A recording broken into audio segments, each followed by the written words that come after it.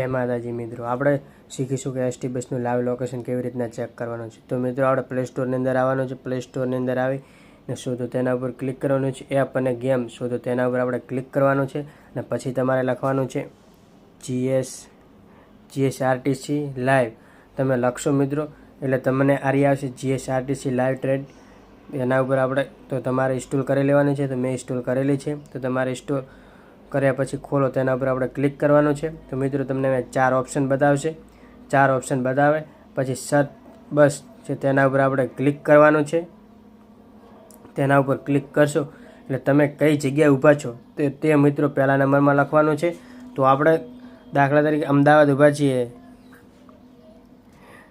મિત્રો, તમે આટલું લખશો એટલે અમદાવાદ લખેલું આવી ગયું છે। પછી તમારે કઈ જગ્યાએ જવું છે, તો આપણે દાખલા તરીકે પાલનપુર,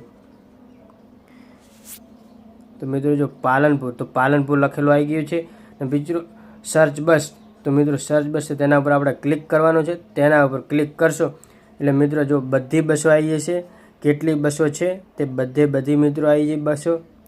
તો મિત્રો આ જો તમને બ્લુ કલરનું બતાવે છે તે બસ ઉપડવાની જ છે, અને બ્લુ કલરની બતાવે છે, લીલા કલરનું બતાવે છે તે મિત્રો બસ ચાલુ છે। તો જો વડોદરાથી ડીસા, તો મિત્રો તેના ઉપર આપણે ક્લિક કરીશું। તો મિત્રો જો અમદાવાદ 12 વાગ્યા ને 9 મિનિટ આવી જશે મિત્રો, તો આપણે 12 વાગે પહોંચી જવું પડે અમદાવાદ। તો મિત્રો જો પછી તમને બધા સ્ટેશન બતાવશે કયા કયા સ્ટેશનથી ક્યાં જશે મિત્રો જો, તો તમે જોઈ શકો છો। પછી આ બીજી બસ, તો જુઓ આપણે ત્યાંથી જોઈ લઈએ। તો મિત્રો જો આ બધે તમને બસ સ્ટેશન બતાવશે, અને પછી મિત્રો મેપ તેના ઉપર ક્લિક કરશો તો બસ કઈ જગ્યા છે તે પણ બતાવશે। તે કઈ જગ્યા છે તે પણ બતાવશે મિત્રો। તો જો અમદાવાદ, તો બસ કઈ જગ્યાએ છે તો આપણે જોઈ લઈએ।